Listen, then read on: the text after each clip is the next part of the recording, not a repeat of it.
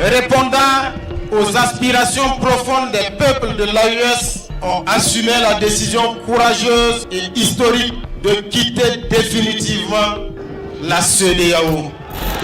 Ces trois hommes ont choisi de prendre un tournant radical, celui de dire non à l'inertie et aux promesses non tenues de la CEDEAO. Ces trois hommes, le capitaine Ibrahim Traoré du Burkina Faso, le général Assimi Goïta du Mali et le général Abdourahmane Tiani du Niger, ont décidé de prendre leur destin en main et d'agir pour le bien de leur peuple. Pourquoi? Parce que, depuis plusieurs années, les États membres de la CEDEAO, qui se sont promis de défendre l'intégrité de chaque pays, ont vu leurs promesses s'étioler. Alors que les populations du Sahel subissaient chaque jour les attaques des groupes terroristes, la réponse de la CEDEAO restait trop lente, trop théorique. En 2 ans seulement, la menace a pris une ampleur dramatique et la réalité sur le terrain ne correspondait en rien à l'engagement affiché par l'organisation régionale. Des vies ont été perdues, des villages détruits et une région entière a sombré dans la peur. C'est alors que ces 3 leaders, portés par la colère mais aussi par un immense sens de responsabilité, ont décidé de ne plus attendre l'aide qui ne venait pas.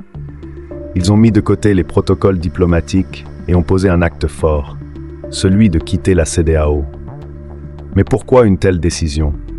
Parce que les ingérences externes, les tentatives de remettre au pouvoir des dirigeants déchus ou d'imposer des solutions qui ne tiennent pas compte des réalités locales, ne font qu'aggraver les souffrances des peuples. Le coup de force de ces 3 leaders n'a pas été un simple coup d'État. Il a été l'expression d'une volonté populaire, un refus catégorique de voir les affaires internes du Sahel dictées par des forces extérieures, le refus des ingérences impérialistes. Et face à cette prise de pouvoir, la CEDEAO a réagi, prévoyant une intervention militaire au Niger pour restaurer l'ordre. Mais le capitaine Ibrahim Traoré et le général Assimi Goïta ne se sont pas laissés intimider. Au contraire, ils ont serré les rangs et ont clairement fait savoir que toute tentative d'intervention militaire serait non seulement rejetée, mais qu'ils étaient prêts à défendre leur souveraineté à tout prix.